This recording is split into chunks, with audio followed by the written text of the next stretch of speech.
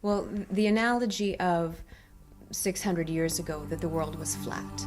You would look out onto the horizon and people would see boats disappearing over the horizon and think that dragons were there to swallow them up. And then scientists later proved that in fact the world was round. And again, those scientists were persecuted and jailed and tortured. But at that time, even though we believed the world was flat, it was round the whole time. It's not like suddenly because somebody said, oh, it's round, that suddenly it changed.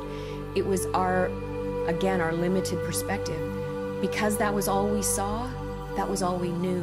And so we were unwilling or unable to open our mind to other possibilities. And generation after generation proves these things that we thought were true, they end up being proven as untrue. Our times now are right. Our children and our children's children will be the generations that pull back the veil on so many of the mysteries that we have believed were the truth.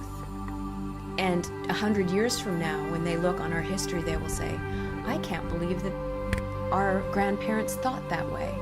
I can't believe that they thought A, B, C, or D. What? There's no spirits? There's no dimensions beyond ours? How silly could they be? So our goal with mystics is to start pulling that veil back now and start proving to people that the world is in fact round and that our limited flat vision of what we believe exists around us is very, very inaccurate. It's like having sunglasses on. We're told to look at the world as blue, and so we have the blue sunglasses on, and we're told that that's the only way it can be. But when you pull that lens off, you see everything that exists as it is. And it's really, we are on an adventure. We are on the cusp of discovering things that really are to our generation as discovering that the world is round was to our ancestors. And when we can open those doors, man, we're in for a ride. And what a mystic does is they see the world through clear eyes. They don't see the world through the lens that everybody else does. They see the world through a wide open universal lens that is open to seeing new colors and new ideas and new information and new dimensions and new societies and new intelligences that are there all the time. And oftentimes when a mystic is indoctrinated or initiated into the mystical world, there's a separation between how the mystic used to live and being attached to what everybody around them knows and having the courage to step into what they've seen. So you have to be able to bring those two worlds together, and that can be a great challenge. And I know that when my lenses started to change, when the vision of how I was told the world was started to shatter, that was a challenge. That was very frightening because I had to be willing to give up everything I had been taught, everything that the people I loved and respected and admired and honored, everything they had told me was being shown to be false. And that can be very daunting, especially to a young person, when all of your teachers, when you see that what they've told you as being the truth is in fact not. You have to take a moment and say, here's where I make the choice. I can look at the world through unfiltered lenses, or I can continue to keep the veil on. And when you make that choice, that makes all the difference in the world, and you become an instrument of change, or you don't. I think what a mystic does, and what a mystic invites other people to do, is to grow beyond the little tiny world they've once known. And to use the analogy of a tree, when you're an acorn, a tiny little thing, you're hidden by the little shell, and eventually little things poke out. But the only way you can become that huge oak is to stretch and grow and break boundaries and cross thresholds and stretch roots out that you never stretched out before. And the only way you can grow tall is to expand. And a mystic gives people permission to do that. And a lot of the people that we've met through this program have opened the door to others to say, this is real, it's safe, it's who you are, it's nothing you need to be afraid of, it is your natural ability, and when it's made safe, then people are then given the courage to grow.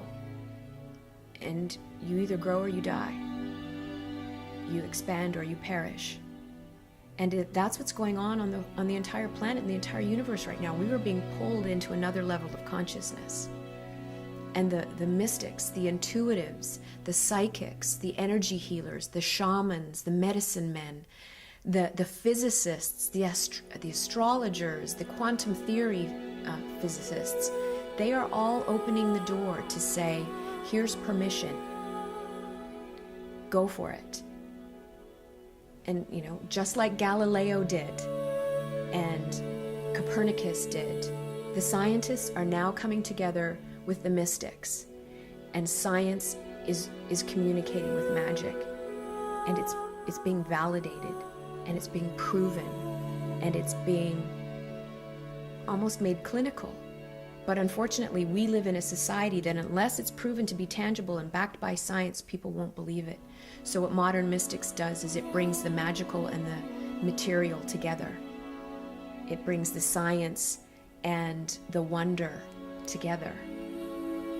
And it makes it safe for others to grow. What mystics do is they reveal the truth. And again, it takes great courage to be willing to dump what you believe to be true and step into a new way of believing, a new way of seeing, a new way of participating in the world. And what mystics do is they see things differently and they translate it for others so they can see it that way. You need visionaries. You need people who can see beyond what the regular folks see, and they can bring that information and those messages down to others. And they're in all realms of society. You know, there are mystical artists and mystical accountants and mystical doctors, and it's not limited to people who rub crystal balls or who are psychic. We are all mystical in our own special way. We've all got those abilities. And it's not supernatural. It's not supernatural. It's natural. Period. We've just forgotten how to use it. We've forgotten how to tap into it. And we've forgotten the gift of what we have naturally. And it's just remembering. We're here to remember. You know? And bringing the world of the magical people, the shamans and the psychic and those sorts of people into the mainstream. And the world is hungry for it.